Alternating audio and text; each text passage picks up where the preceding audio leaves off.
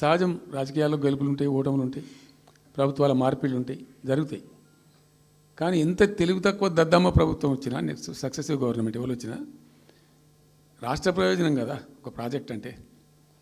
ప్రజలకు నీళ్ళు వచ్చేది కదా, ప్రజలు బ్రతికేది కదా, దాన్ని కొనసాగిస్తారు. ఇప్పుడు ఒక్క తట్టెడు మట్టి కూడా తీయలేదండి. మా గవర్నమెంట్ పోయిన తర్వాత పాలమూరు ఎత్తిపోతల పథకంలో ఒక తట్టెడు మట్టి కనీసం నేను తీయలే. మరి దాన్ని ఎందుకు అబాండన్ చేసినరో, దాని వెనక ఏం ఉద్దేశం ఉందో, ఇంత నిష్క్రియాపరత్వం ఏంది, ఇంత దారుణమైంది.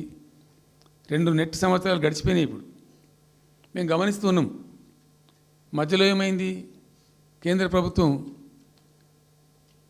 ప్రభుత్వంతో తమాషా. బీజేపీ మొదటి నుంచి మాకు తెలంగాణకు శని అయింది. అది కేంద్ర ప్రభుత్వం ప్రతిదాన్ని వ్యతిరేకించడమే.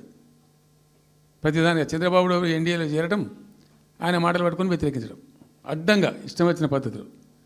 మేము బాగా కొట్టాను. మేము ఉన్న రోజులు అనేకమైనటువంటి పోరాటాలు చేసి దాన్ని ఎప్పటికప్పుడు సాధించుకున్నాం. అనుమతులు కానీ ఇంకోటి కానీ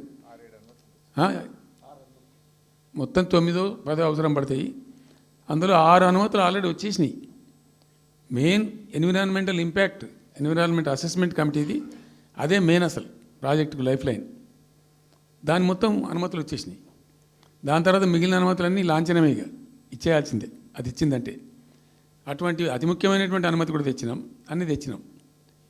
అన్నీ వచ్చిన తర్వాత కేంద్ర ప్రభుత్వం మన చంద్రబాబు నాయుడు ఎంపీలు అవసరం ఉంది కదా అక్కడ వాళ్ళకు. ఇప్పుడు ఇద్దరు ఎంపీలు అవసరం కదా, నితీష్ కుమార్, చంద్రబాబు నాయుడు.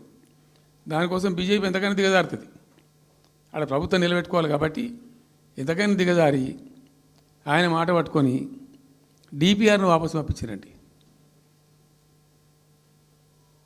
మేము ఉన్న రోజులు రాలే డిపిఆర్ వాపసు.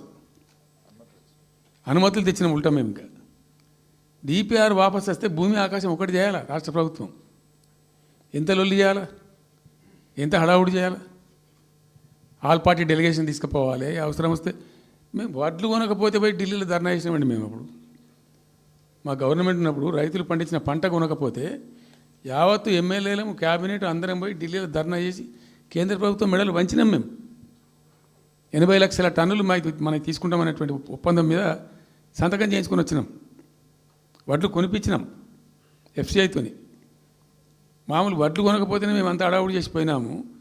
కానీ ఒక ఇంత పెద్ద ప్రధానమైన 3 జిల్లాలకు సంబంధించిన ప్రాజెక్టు డిపిఆర్ వాపసు పంపిస్తే వీళ్ళు కుయ్యలేదు, కుట్టుకోలేదు, వాళ్ళకి చెప్పని కూడా చెప్పలేదు. తెలియదు ఎవరికి బయట. జస్ట్ దేవర్ ఇంకా బాధాకరమైన అంశం ఏంటంటే